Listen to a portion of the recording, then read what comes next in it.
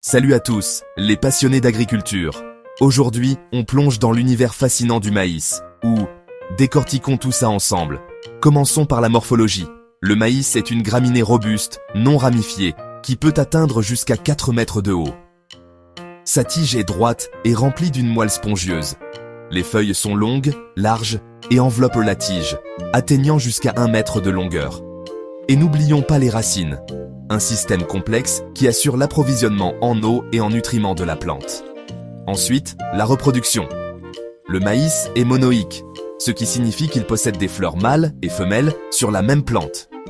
Les fleurs mâles, ou panicules, sont situées au sommet et libèrent le pollen, tandis que les fleurs femelles se trouvent à l'aisselle des feuilles, formant les épis. Les soies, ou styles, de ces épis capturent le pollen, ce qui est essentiel pour la fécondation. Passons aux fruits. Le maïs produit un caryops, un type de grain caractéristique des graminées. Ces grains, souvent jaunes, mais aussi rouges, blancs, violets ou noirs, contiennent l'embryon et les nutriments pour la génération suivante. Le cycle de vie du maïs est annuel. De la germination à des températures du sol d'environ 8 à 10 degrés, à la floraison environ 2 mois après le semis, et enfin à la maturité des grains en 90 à 180 jours. Maintenant, les utilisations. Le maïs est un aliment de base, se transformant en farine, semoule, maïs doux et même pop-corn.